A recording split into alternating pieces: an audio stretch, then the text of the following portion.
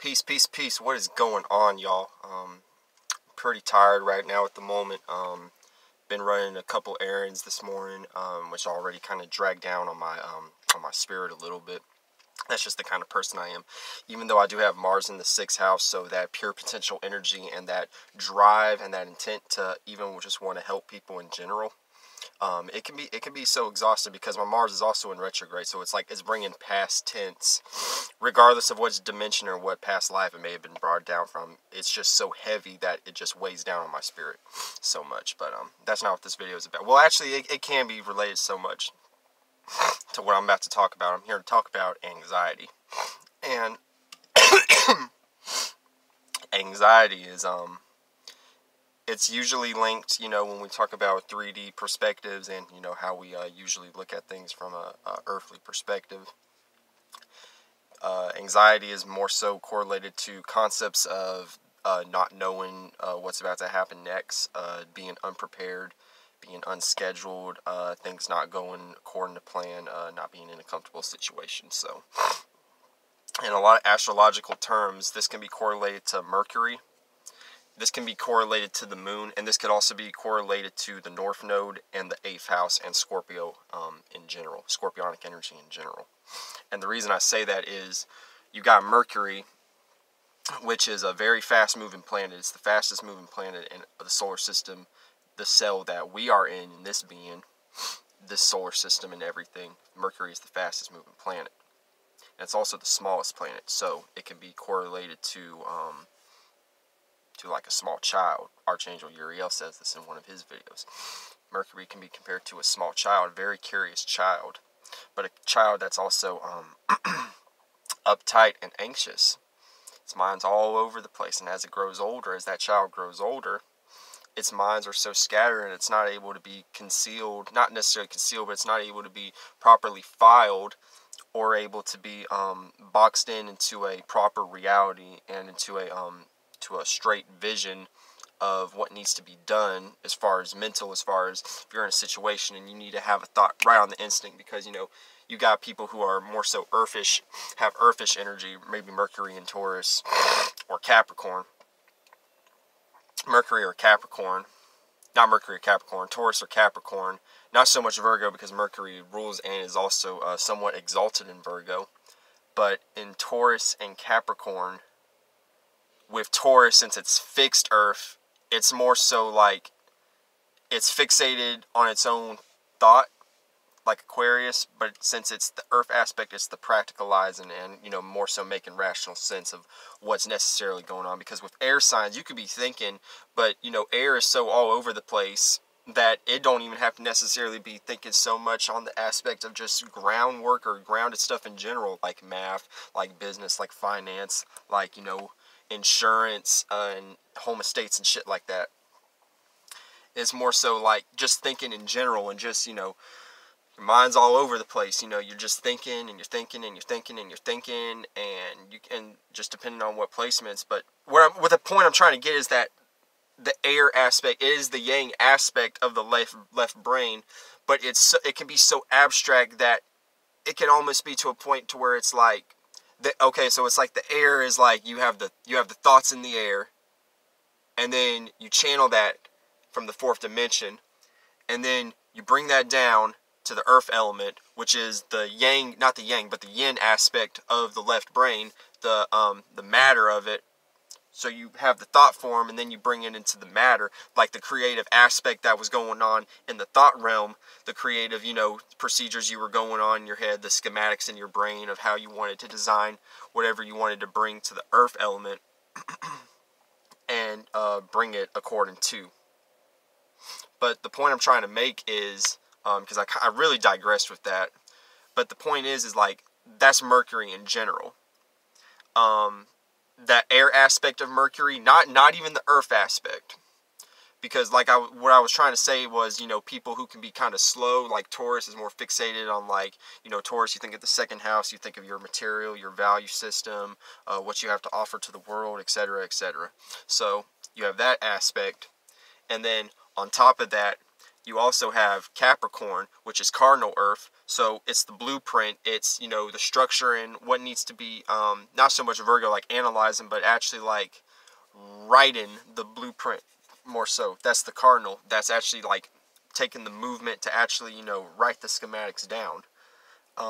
But this all links back to the air element, because then the thought form brings the earth aspect down. You can't necessarily like build it without a thought afterward, or a thought after the fact, if that makes sense. I want to explain it on like on a deeper level, but you know, with this third dimensional realm, it's really hard to like actually express things to the fullest potential, because we're so limited of how we can really visualize and, you know, present what things actually are.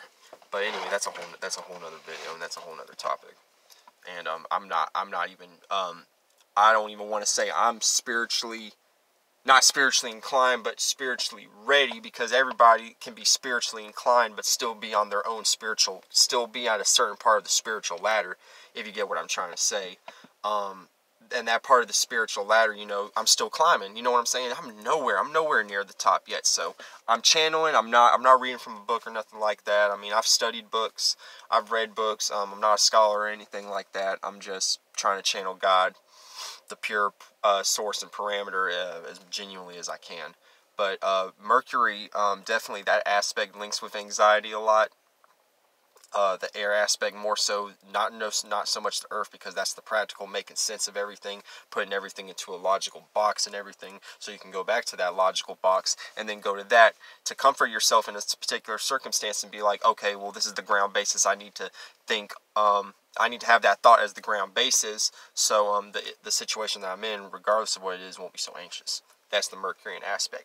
The moon aspect is, you know, being comfortable going home, you know, wherever your moon sign is, whatever house or sign, etc., etc. You know, that element and that area of life. You know, for me, I'm a Cancer moon, so already like it's very intense, and I have it in the 5th house too. So it almost works as a cusp. It almost works as a very misty cusp. So it's very powerful. Elemental wise, so much powerful elemental wise, but you know, in the area of life that it's in and everything, which is creativity and children, I get very anxious whenever my nieces and nephews are around. I get very anxious, man. Like, you know, they'll be all in good hands, and if any, you know, adults that are around have one eye off, they could be perfectly fine, not even in any logical reach of even being harmed, and I'll still look back and make sure everything is, you know, all situated, things are out of the way, this, that, and the third. But that's just me. That's really that's that whole archetype right there, that moon in Cancer, but being in the 5th house. That's the creativity realm, you know. That aspect also rules, you know, the playfulness aspect, and, you know, children as well, and the home. I mean, the 5th house in a way kind of is the home life in a sense, but not so much in the home life as in nurturing, and not so much in domestic issues, but more so of like where your creativity kind of stems from. You know, that's the spark of the campfire at home in your backyard. That would be the 5th house. The campfire, the fire lit in the backyard, that would be the 5th. That would be a kind of a good example.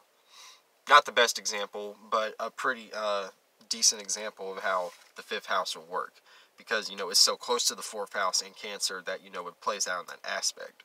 But getting back to the moon, and, you know, Taurus as well. The moon being exalted in Taurus and fallen in Scorpio. You know, the material aspect. If the moon is not able to be in a circumstance to where it can run to its materialistic values, it doesn't even have to be, you know, physical, like this car that I'm in, or nothing like that. It could just be a value system in general that you cherish. That always brings you to that place whenever you're in a certain situation where this value you can just go to, and, you know, you're straight.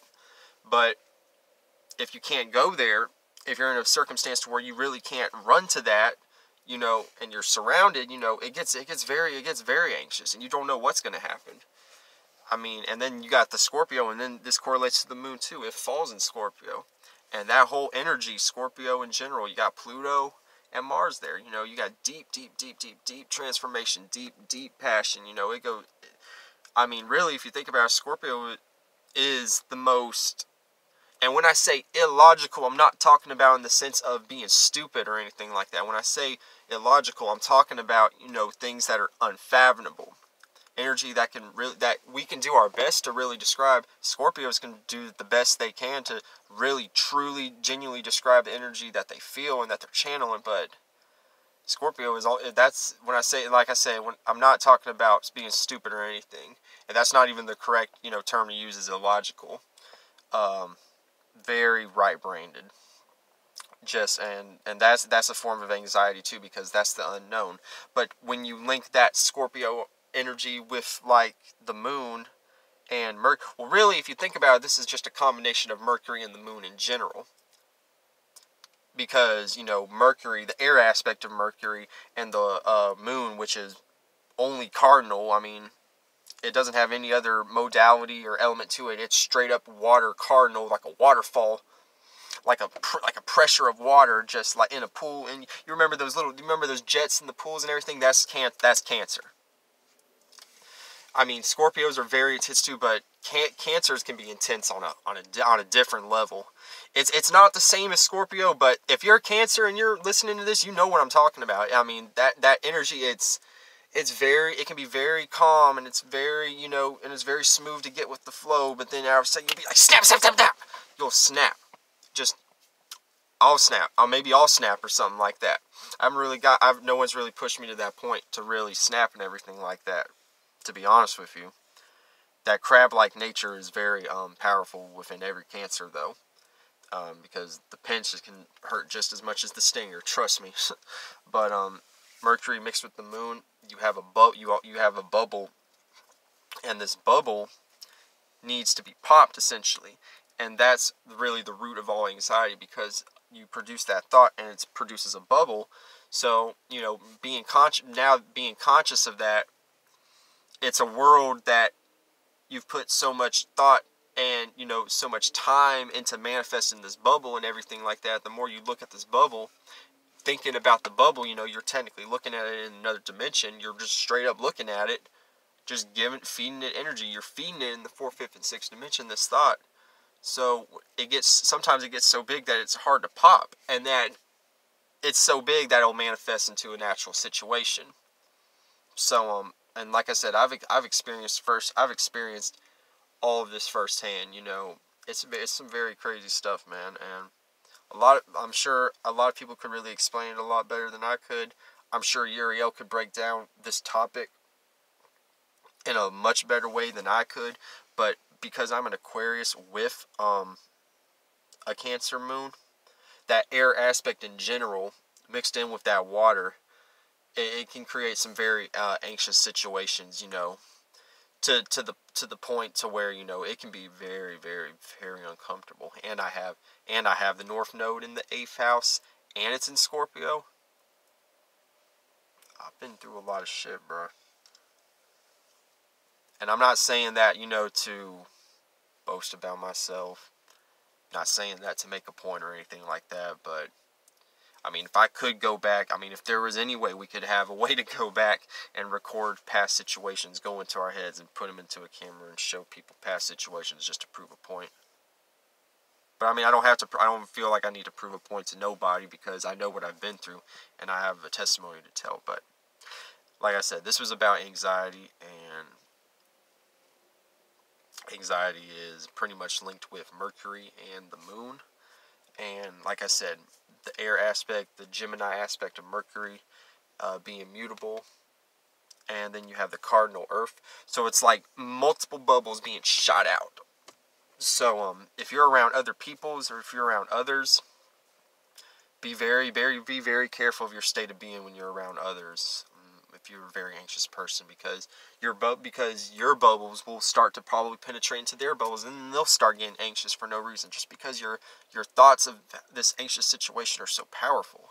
So you got to be careful about that. But I'm gonna go ahead and log off, and y'all have a great rest of the day.